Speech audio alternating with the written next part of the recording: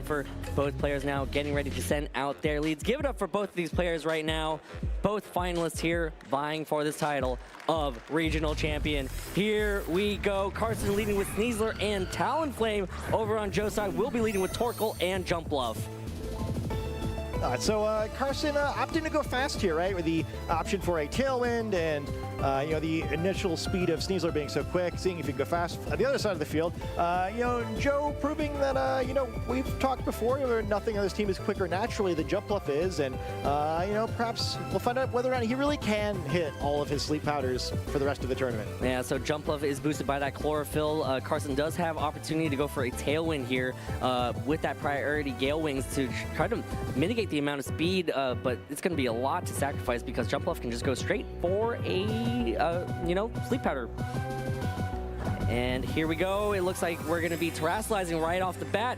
It is going to be the Jump Bluff terastallizing, becoming the poison type here, trying to resist the Dire Claw that could potentially go this way, as well as remove its weakness to a potential dual Wing Beat, maybe even a Flare Blitz from that Talonflame. So Sneasler on CARSON's side will protect itself here. Wants to see what is going to happen, as Jump Bluff over on Joe's side will go for a Tailwind. Gonna make it go real fast here, as Talonflame over on CARSON's side connects with a Flare Blitz. So a smart terastallization there to ensure that the Jump Bluff will survive. But now Torkoal gets a move, goes for an Overheat, gonna hit into that Talonflame and does not get the KO from that range, but because of the eject pack, will switch out and allow Joe to react to what has happened here in turn one. Yeah, I think it's a fantastic first turn for Joe. Not only to survive, but critically getting that Tailwind off, the Flare Blitz recoil and the Overheat, either one would be enough to break the Gale Wings on that Talonflame. And now Dragonite gonna come in here, enjoy this Tailwind, and this speedy Jump Bluff could threaten a sleep powder on any Pokemon on the team, while Dragonite starts threatening damage. Yeah, so Dragonite can go for an opportunity to go for an extreme speed to hit that Talonflame, or, you know, just go straight on the offensive, but Jump Bluff has that speed advantage, can't go for sleep powder. Yeah, or an Encore, right? Where it's a pretty awkward situation for CARSON now. You're protecting in front of a Jump Bluff is always a dangerous maneuver. Perhaps expecting sleep powder on that first turn instead of the Tailwind, and now CARSON's really getting the back foot where he's going to need to reposition to get in a better spot here, as Joe is both threatening knockouts and lockouts. Yeah, nice, Scott. That's great.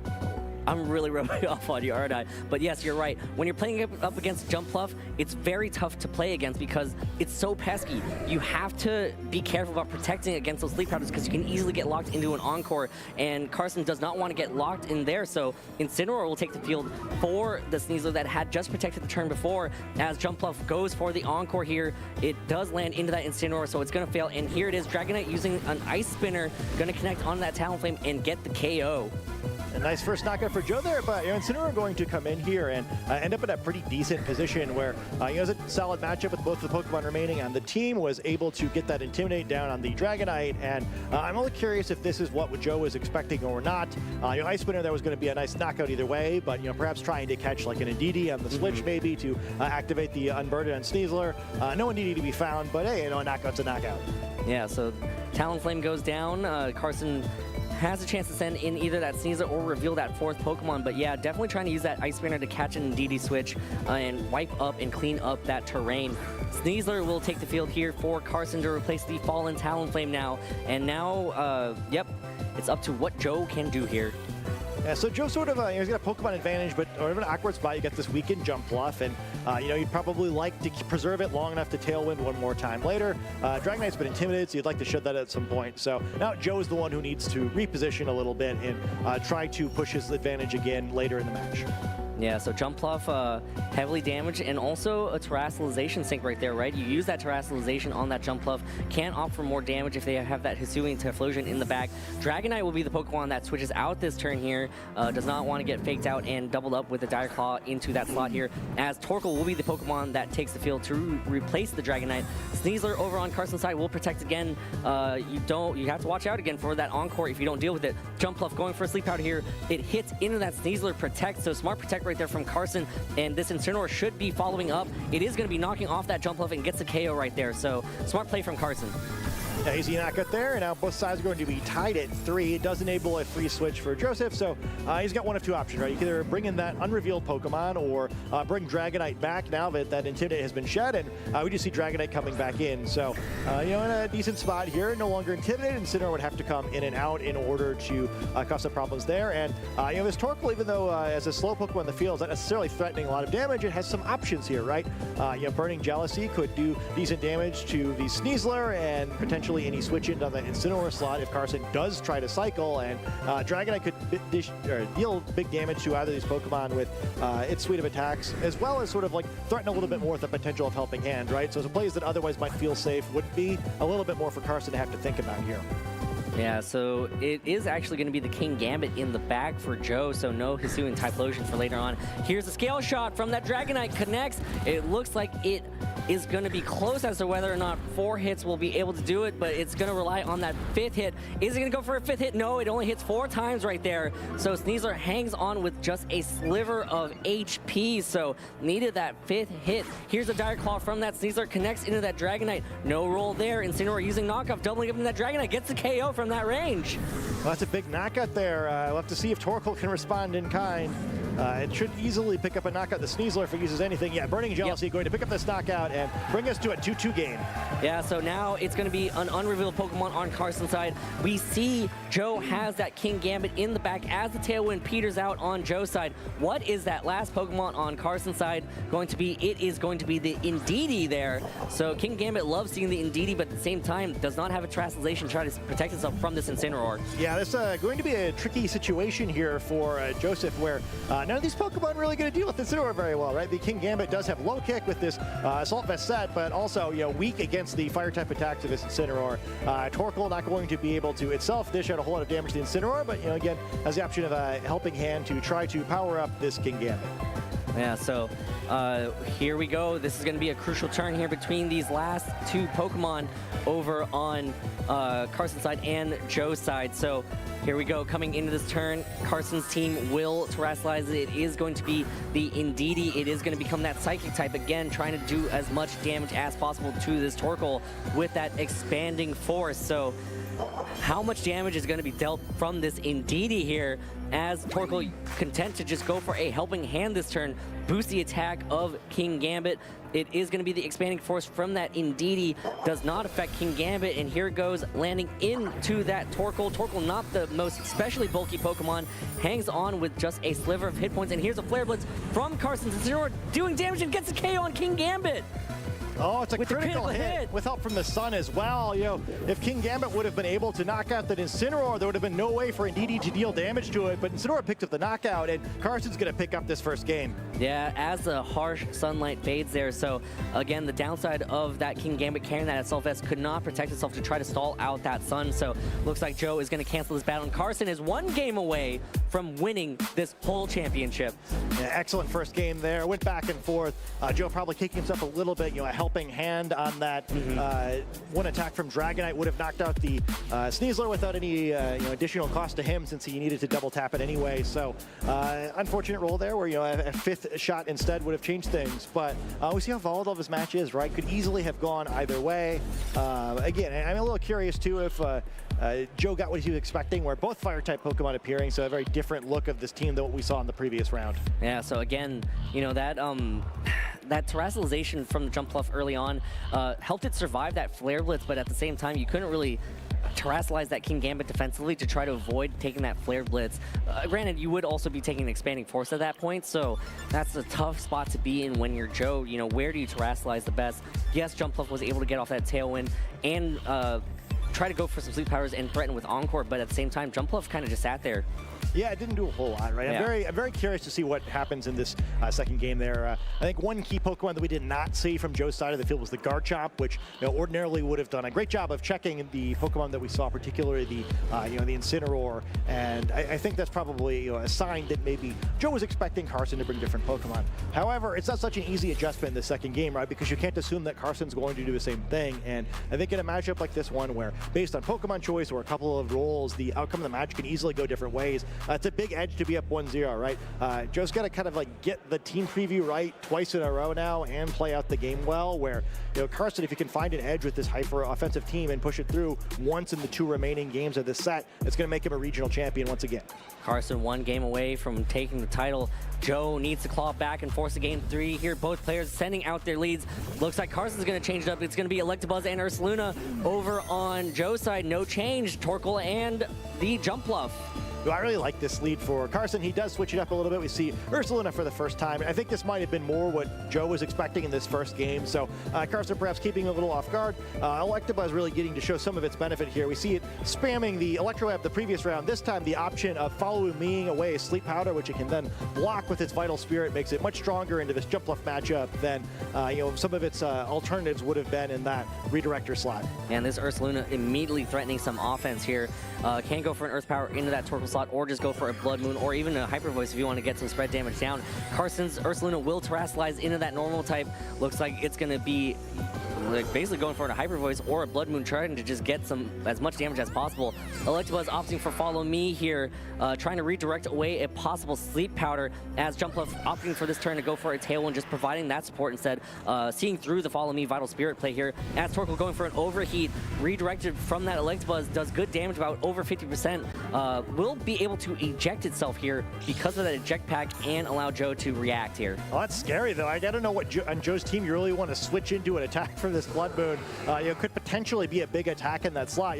It's sort of telegraphed with Joe's team. He's going to Overheat, right? So if you're expecting the speed tiers to be in this order, could easily be a Blood Moon or a powerful Hyper Voice. Garchomp's going to come in here. If it survives this turn, it could be pretty impactful, but this is a scary spot. Yep, Ursaluna using Hyper Voice here, terastallize into that normal type. Same type attack bonus, does big damage. Both Pokemon hang on, so the Garchomp and the Jump Bluff hang on. Most importantly, now Joe is working behind a Tailwind now.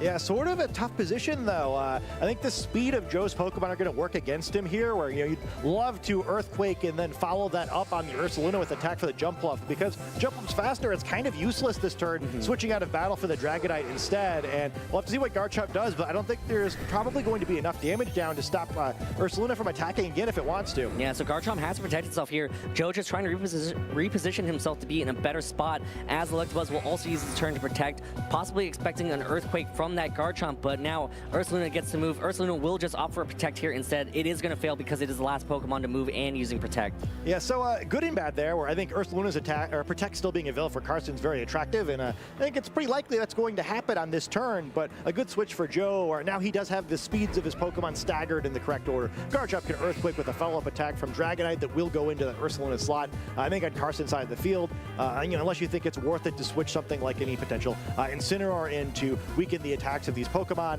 likely going to just sacrifice the Electabuzz here. Yeah, Garchomp and Dragonite, double dragons. You love to see it when you have a dragon type that can Earthquake and then a dragon type that's flying. So this Dragonite is immune to that Earthquake. Gonna be... You're right, this is great position here for Joe. Electabuzz content to just go for a Follow Me, but again, because of the way that these speeds work, this Garchomp will be able to go for an Earthquake here, get the KO on that Electabuzz, and now Dragonite will get to follow up here. What is it going to be from this Dragonite? If it's the Scale Shot, that has a chance to KO. So now, Garchomp taking the Life Orb recoil. Here's this Dragonite Scale Shot. There's one hit. Oh, this is going to be close. I don't think it's going to do it. That's 2 hits right there. That's 3 hits right there. Yeah, that's going to be enough. He's going to need it again. Oh, one more hit. No. Oh, he can't get it again. 2 games in a row. It's only 4 hits. Only 4 hits right there for the Dragonite Scale Shot, and here's a Hyper Voice from that Ursaluna. It is going to connect onto that Garchomp, breaking that multi-scale from that Dragonite there. So unfortunate for Joe, but great for CARSON. The Ursaluna will knock itself out from that Life Orb recoil, but just 1 Scale Shot away from getting that KO and having a clean turn there for Joe. Yeah, that would have been a huge difference in this match. I think if Garchomp is still around, if the multi-scale is still active on Dragonite, we're talking about the adjustments for Game 3. Instead, it really depends on what CARSON's back Pokemon are. There's definitely a world where, even though Joe still has the Pokemon advantage, that enough damage has been done that CARSON can clean this one up. Yep, it's going to be the Sneasler for CARSON, as well as the Indeedee. So now this Sneasler is going to be super fast. The Psychic Terrain is going to take effect. Again, that Psychic Seed Unburden combo, just making Sneasler such a menace here. Yeah, very awkward position as well, where, you know, with Sneasler, it's a little different set that we've seen from some other. Sneasler in the tournament does have the unburden ability to double its speed. Tailwind's still active, but, you know, both these Pokemon are able to protect and potentially just stall that out and then allow Sneasler to become one of the quickest Pokemon in the field. Yeah, so CARSON has a line here to be able to stall out this Tailwind, and now how is Joe going to react to that?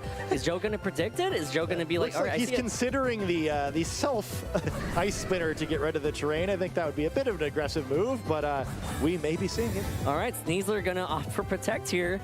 Again, trying to stall out this Tailwind. Indeed, he will also go for Protect here, and now it is going to be this Jump Pluff going for a move, going to hit a Sleep Powder into these Protects, but this is a move for the ages here if we saw that correctly. Dragonite is going to use Ice Spinner, does connect on that Jump Pluff, cleans up the terrain, and knocks out the Jump Pluff to allow that Torkoal to safely switch in. This man does not care about Pokemon advantages, able to safely get Torkoal in here. Definitely comes at a significant cost there with Tailwind petering out, won't be replaced. The Torkoal does get into battle safely, though. Does have a high defense stat that maybe could be impactful here, and no longer a threat of a stronger double target expanding force now that the Psychic Terrain has been defeated, albeit at the cost of poor Jump Pluff's health points. Yeah, so smart play right there to kind of remove the options here for Indeedee. Now CARSON actually has a single target because the terrain's been removed, as well as getting that Torkoal in. So smart play right there from Joe to side target that Jump Pluff. You know, Jump Pluff would have been cool too to just stick around and possibly go for, well, can't really encore, it actually just fall to the Sneasler. So smart play right there from Joe. Here it is, Indeedee opting for the helping hand here, not trying for an expanding force single target. It is going to help out the Sneasler. Dragonite protects itself this turn. Where is this Sneasler gonna attack? Is it going to be the Dragonite Protect, or is it going to be into that Torkoal? It is a Dire Claw into that Dragonite Protect. So now Torkoal will be able to move here. It is going to go for a Burning Jealousy to connect onto both Indeedee and Sneasler and start chipping away as the sunlight fades. Yeah, I mean, chipping away is the right word for it there, where not quite the damage output you might hope for. Sneasler's still going to be the quickest Pokemon in the field, so there's not like an obvious way to stop that in this turn. But, you know, if CARSON were to go for that again, you know, the combination of an Overheat or an Extreme Speed as being covered would definitely pick up the Sneasler if you think that Torkoal could then win a duel from there. But that comes at a hefty cost too, right? You know, do you think Torkoal could still win the one-on-one if it overheats and reduces its own special attack? Can you pick up the knockout on Sneasler only using a Burning Jealousy and an Extreme Speed? What if you just attack into a Protect now, which again is an option for the Sneasler? Joe's going to make the right call here. His tournament life is on the line. CARSON, he could win the game with the right call, but he's still get another game if he doesn't, and that's a huge Extreme Speed. There's an Extreme Speed, but Indeedee hangs on. Here's a Dire Claw from that Dragonite. Dragonite hangs on, and Indeedee will double up with an expanding force here to secure the knockout on that Dragonite, but now this Torkoal gets to move. It does have the spread move in Burning Jealousy. Will KO the Indeedee from that range, and now Sneasler versus Torkoal. Is Torkoal gonna have what it takes to be able to defeat the Sneasler? Of course, when there's a Sneasler, there's a Dire Claw. Yeah, I mean, not only there's the added effects potential here, but yeah, I mean, with the damage of Burning Jealousy, I don't think it's like a sure thing that this is going to be enough. Does the option of a Terastallization here, while it's not going to improve Joe's damage, could potentially reduce the damage that is incoming from Sneasler, maybe give him a second shot at it if he's very fortunate. Yep, and now it is going to be the Torkoal Terastallizing into the Flying type here. You know, also removes that close combat effectivity, right? Now it's going to be a not very effective close combat. So how's this Dire Claw going to roll here? Sneasler goes for a Dire Claw. Is there a roll here? What's going to happen? Nope, Torkoal hangs on, goes for the Overheat and gets the K. Nope, not yet. Sneasler hangs on. Sneasler, because of that Psychic Seed boost, basically paying off here. So now here's another Dire Claw from that Sneasler, connects to that Torkoal. No roll. Torkoal, another Overheat connects. But the drop, yes, it's still enough to get the KO. What a set. So we're moving on to a game 3 there with a very exciting second game. And, you know, Joe's still going to win one war to get through this regional championships. But how about that set, right, where that game, rather, hits the self-target Ice Spinner to remove the Psychic Terrain. It winds up mattering, gets him in a position where he can win this second game and keep his tournament life alive. Win or lose, you've got to give him credit for that one. How many players would even see that play, but then also be willing to make that play on stream? Could have been very embarrassing if it didn't work out. All the guts of the world there. If there was no double protector, that would have been super tough to watch. But again, that Ice Spinner to remove that Psychic Train did so much work, right? Not only did it allow Torkoal to switch in, well, most importantly, remove the train, but that was a big removal of the train, right? That actually allowed that Dragonite to be able to extreme speed as well. So smart play right there from Joe to find that line and be able to find this play here that paid off so well. Yeah, I think it really mattered too, because yeah, Jump Off wasn't really contributing much of anything there, right? Where able to get the more threatening Torkoal out, and what we saw, its offensive power is a little bit limited. It was just enough. Yeah, and that was also a nice survival right there from that Dragonite hanging on 4 HP to draw away that other expanding force. Otherwise, that would have been more damage down on that Torkoal. And here is that duel between that Torkoal and that Sneasler. What a battle between these two trainers. And now we're going to game 3, Scott. I kind of love how that played out too, where poor Joe just can't find the 5th hit on Scale Shot, but I guess the trade-off there is that Direct Claw decided not to do Direct Claw things this time. I'm sure to the many Sneasler hater out there's joy, and it's really exciting to see what we get in this game 3. I would not say necessarily that Joe won team preview in that second game. I'm not sure if he got exactly what he's expecting. Was able to find a path through the game anyway, but really makes this game 3 even more exciting, where even for a little more neutral or maybe a little disadvantageous matchup, Joe was able to come out on top. Anything could happen in this 3rd game. And here we go, game 3 between CARSON, CONFER, and Joe UGARTE. The winner take all here. Jumpluff and Torkoal for Joe. CARSON leading with Sneasler and Talonflame. All right, so CARSON back, I believe, to the same lead combination he used in that first game, while Joe, as usual, kind of seeing the combination of this Torkoal and this Jumpluff. I guess you'd expect, once again, to see a Tailwind overheat play. We'll have to see what CARSON does in response. Yeah, so CARSON got a great advantage in game 1 because of targeting down that Jumpluff, as well as forcing that Jumpluff to terastallize. I mean, the terastallization was really nice in game 2 for Joe to have available to the Torkoal, but, having that Jumpluff take that terastallization was kind of a sink in game 1. So how is this going to differ now between game 1 and game 3?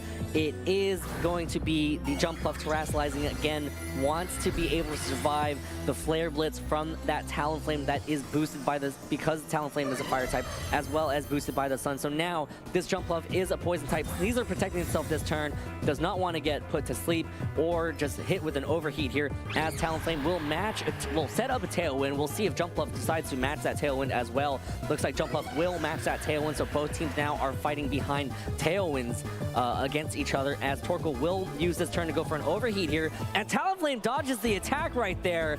That would have been huge to be able to break the Gale Wings and switch out that Torkoal. Yeah, that's a big miss. Critically, doesn't activate a bunch of different things that mattered, right? And the damage could matter too. We saw this line play out the first game and it didn't go in Joe's favor. Now this time it's even more against him with that overheat miss, kind of putting him a turn behind. This could be a really difficult spot for him. Let's see if he can dig his way out of this. But based on how game 1 went, not looking great. And Sneasler going to get out of this battle scot-free. Yeah, Sneasler has to switch out again. That Jumpluff does have access to that Encore, does not want to get locked into it. And this is exactly the same thing that's happening in game 1. Yeah, although it's critically different because this is going to get rid of Torkoal, right? So Overheat's not going to go off this time. Eject Pack is going to activate, forcing a switch mid-turn. CARSON knew this was going to happen, so potentially could have targeted into that Torkoal slot knowing it would be someone else. Yeah, so Incineroar will take the field here. Dragonite will take the field for that ejecting Torkoal there because of that Incineroar switch. So now Jumpluff opts for a Sleep Powder here.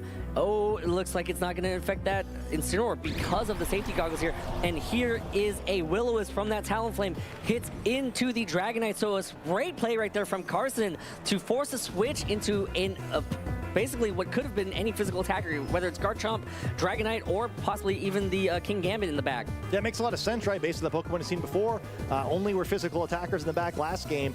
It turns out there were some options there, but not with Joe selects. And it's a really tough spot now, right? Where he's not really accomplished anything other than setting a Tailwind. He has a burn physical attacker out. He's a Jumpluff that doesn't really do any damage output even in the best of times, but we've seen 3 Pokemon so far. All of them resist grass type attacks. So Joe finds himself in a really tough spot here. He's going to need that 4th Pokemon to do some serious damage. We'll have to see if he can maneuver in a position where he can get it back in this game. Otherwise, we can speak CARSON CONFER as a regional champion.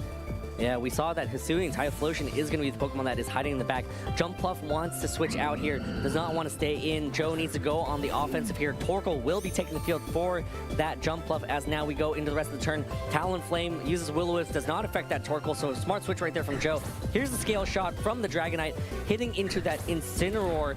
That's going to be at least 4 hits. Is it going to get the 5th hit this time? Not that it's going to matter too much in this instance here. That extra damage may add up later on as the Scale Shots continue to hit, as it does finally get the 5 hits. A kind of insult to injury there, right? Of course this is the time where it finally gets all the hits. Yep, Dragonite's defense will drop, the speed will rise though. Here's a Flare Blitz in that Torkoal. Torkoal is a very physically bulky Pokemon, so it takes that very well as Dragonite importantly has that multi-scale broken because of these burn damages. Yeah, pretty nice switch there, and you're actually kind of threatening a potential knockout. The Incineroar may not go for it, but helping hand Scale Shot would have a real chance of picking that one up. So at least Joe back in the position where he's threatening kind of getting some trades. I think it's going to be very important for him to weaken these 2 fire-type Pokemon to set himself up for a stronger end game. Yeah, so now Joe has to figure out what the best target is. Here's a dual Wing Beat doing a lot of damage because of that defense drop from earlier, bringing Dragonite down to under 50%. Talonflame does do some damage there as Dragonite connects with the Scale Shot here. Going to be at least 4 hits. Is it going to be another 5 hits? Again, the 5 hits won't be that crucial here, but may matter later on. And that is going to be enough to get Talonflame under 50% with those 5 hits. Another defense drop could possibly lead to the Dragonite getting knocked out here because of a knockoff from this Incineroar, and from that range for sure gets the KO. Yeah, could be doing some important work here. The Dragonite's going to go down, but Joe's kind of working toward end condition, which is that 4th Pokemon. And both of these Fire-type Pokemon now have been greatly weakened. Torkoal's going to whiff once again, failing to potentially pick up a knockout of that Talonflame. And now the Tailwind for both Pokemon, both teams is expiring. We see Jumpluff coming back out, perhaps trying to match the Tailwind and work toward a Tailwind sweep win con. Yeah, so that is 2 missed overheats for that Torkoal right now. That is unfortunate to see if you're Joe, because of the fact that that has led to this position right now. Missing that first eject pack special attack drop, huge, as well as not being able to break that Talonflame's Gale Wings, basically making sure that the Talonflame doesn't get priority on any flying type move. So now Jumpluff has to figure out what the best course of action here is. Is it to match the Tailwind? You can't put the Incineroar to sleep. Putting the Talonflame to sleep seems like a waste if that Talonflame can get up a possible Tailwind anyway, and then you're just 1 turn behind. Yeah, sort of an awkward spot here, and yeah, I mean, keep in mind, at least there is no more Gale Wings now. The Jumpluff's to be the fastest Pokemon in the field, going to Encore the Incineroar instead, trying to prevent it from doing anything too disadvantageous, but there is that Tailwind. Yeah, so Talonflame gets to set up the Tailwind on this turn. Gonna lock Incineroar into knockoff, gonna hit that Jumpluff with that knockoff and knock off that Covert Cloak as Torkoal can tend to go for another overheat, but it misses. This Talonflame has been dodging all the overheats as the sunlight fades. Things are just really going wrong for Joe in this set. Once again, maybe at this point the Talonflame really should be knocked out, right? And now on Joe's side, you need a lot of things to happen, right? Like, you need Tailwind to go up, you probably need to reset your Sun somehow, and then you need to get that last Pokemon out in the field. I just don't know how you do that from here. Things are going so wrong. I think cycling Torkoal out is necessary, so kind of thinking about it, right? Well, I need this to happen, but can I realistically expect that this slot won't be targeted and I'll get Tailwind out? I just don't know how you make that happen. Perhaps hoping to force a switch on the Incineroar with the Encore, but I think it might be fine just using knockoff here. Yeah, so also, Dragonite getting knocked out so early on, no access to the Ice Spin to remove the Psychic Terrain if that Indeedee is hiding in the back there. Torkoal switches out. It will reveal Typhlosion as the last Pokemon that Joe has on his bench here. So this Typhlosion is going to be the end game. Talonflame using Flare Blitz connects and gets KO on that Jumpluff. So no Tailwind for Joe's side of the field, and now it's going to be Torkoal and Typhlosion versus all for Pokemon Carson side. And we all know what move's coming in because it's been encored. Yeah, it's going to be a knockoff here. Incineroar using knockoff, knocking off the Choice Spikes, and gets the one-hit KO from that range. Both players are shaking hands, and it looks like the writing is on the wall. CARSON CONFER is going to be your Sacramento Regional Champion. really impressive set and a really impressive tournament by CARSON. Joe doing everything he can there to kind of maneuver his way back to the game, but it wasn't enough. I think CARSON did a really great job on team preview every game where like the Pokemon he selected kept Joe a little bit off guard, and Joe did a fantastic job to battle back with that amazing Ice Splitter in the second game to keep himself in the set. But CARSON was kind of one step ahead the whole way here. What a worthy regional champion. The battle was canceled. CARSON CONFER is your 2025 Sacramento Regional Champion. Congratulations to CARSON. Congratulations to Joe too.